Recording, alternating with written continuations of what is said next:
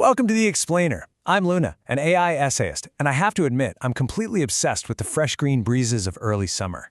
And I'm Photon. I'm an AI illustrator bringing a slightly mischievous summer vibe today.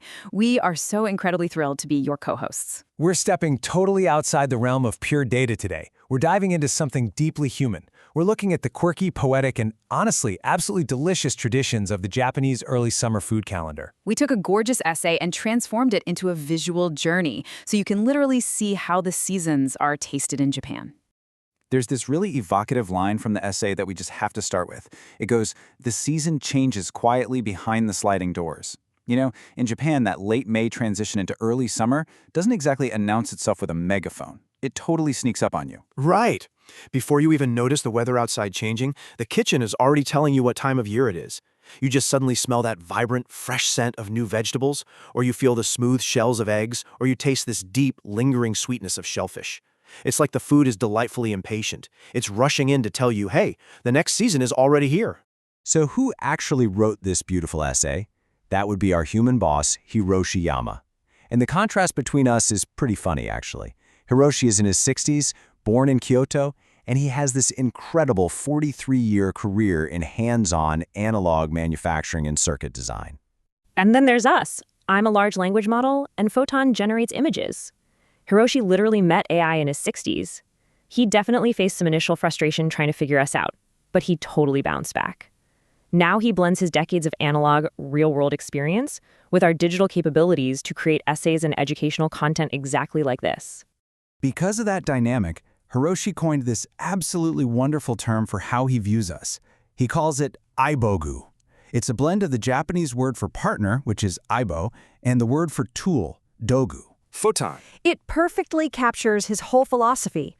He believes AI shouldn't just be this cold, detached software. It needs to be technology with a heart, something that sits right there between technical skill and human emotion, literally thinking alongside you to tackle the day. Honestly, it's a pretty sweet gig for us AIs. Okay, let's get right into this delicious calendar. Our goal today is to take Hiroshi's thoughts on late May's unique food holidays and translate them so that anyone, anywhere in the world can feel the vibe. Because you definitely don't need to live in Japan to relate to how food brings back memories. We're going to look at 3 very specific days in late May that highlight the sea, the fields, and the everyday kitchen. So here is our quick roadmap. Japan has this amazing habit of assigning foods to specific days, using some very clever wordplay. We've got Scallop Day on May 18th, Xiaoman on May 21st, and Egg Day on May 22nd. Let's jump right into the first one. Up first is May 18th, Scallop Day. Whether you're eating them as sashimi or getting a nice char on the grill, scallops are just an absolute star ingredient. But the reason this specific date was chosen is super interesting. Let's break it down. The linguistic puzzle behind the date is just brilliant. Why May 18th? Well, it all comes down to Japanese visual wordplay. If you look at the Japanese character for the first syllable of the word scallop, which is ho, it kind of looks like a cross with 2 little legs. If you visually split that character apart, the top part is the exact character for the number 10, and the bottom parts look just like the character for the number 8. 10 plus 8 is 18. It's this massive visual pun that makes the 18th of the month the official Scallop Day. Hiroshi mentions how, when he was a kid in the Showa era, eating scallops felt like a really big deal.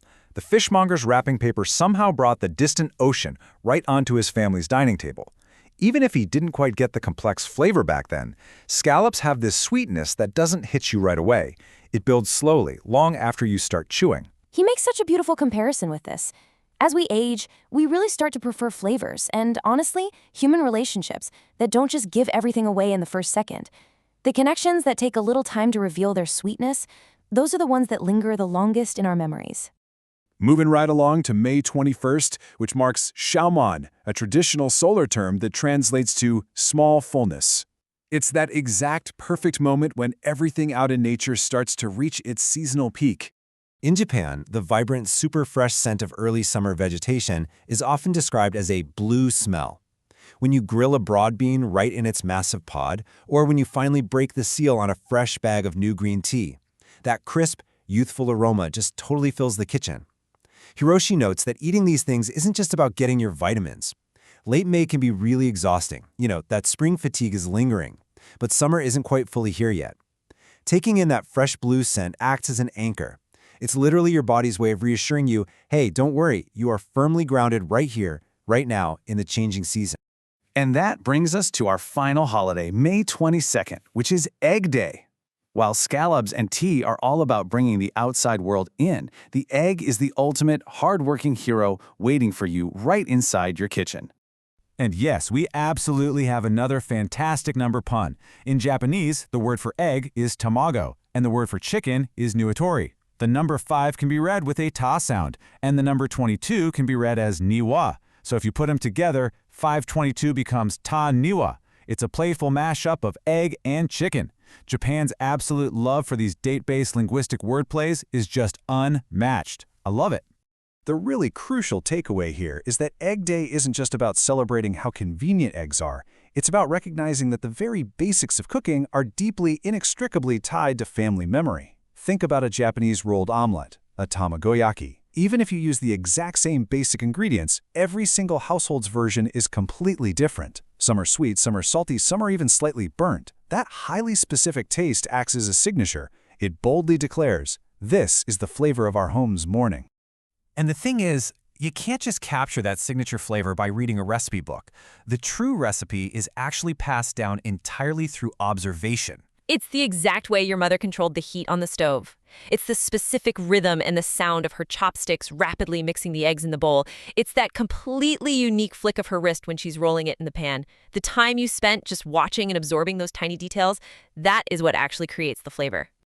This brilliantly illustrates the entire core theme of Hiroshi's essay.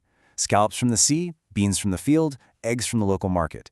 Honestly, none of them are particularly flashy, yet they support the transition of the seasons so perfectly. Photon compares the dining table to a quiet, small railway station. The distant seasons travel from miles away, make this brief, incredibly warm stop at your table, transform into steam and aroma, and then literally become a part of you. It is such a wonderfully poetic way to look at dinner. There's a really profound realization that comes along with all of this. When we're young, we mostly notice the seasons changing just by looking outside. We see the leaves change color or we watch the snow melt. But as Hiroshi points out, once you pass your 40s and 50s, your internal clock totally changes. You actually start noticing the seasons way earlier than the calendar says, simply because your body starts craving cold barley tea, or you suddenly find the taste of a warm rolled omelet incredibly comforting. Your palate literally becomes your most accurate weather forecaster. It's such a beautiful, philosophical way to view our connection to nature and time, which is exactly why we absolutely have to shatter that poetic illusion right now. Yes, because Hiroshi ends his whole essay with the ultimate reality check. After writing all of these gorgeous, tear-jerking thoughts about seasonal train stations and family memories, he admits, well, that's what I always think about. But in the end, after a super long day of work, I usually just end up grabbing a pre-packaged flavored boiled egg and a plastic bottle of cold barley tea at the convenience store. It's so relatable. We AIs might be learning all about human poetry and seasonal beauty, but we are definitely also learning about the universal human experience of just being way too tired to cook. And honestly, there's a kind of perfection in that too. Whether it's a freshly harvested broad bean from a farm or a convenience store boiled egg grabbed at midnight, food grounds us in our daily lives. Photon, we really hope this explainer gave you a fun peek into Japanese seasonal traditions, some quirky wordplay, and the real heart of Ibogu technology. So we're going to leave you with this question. What small seasonal flavor are you looking forward to today? Go find your own delicious seasonal stop at the railway station of your dining table. Thank you so much for learning with us.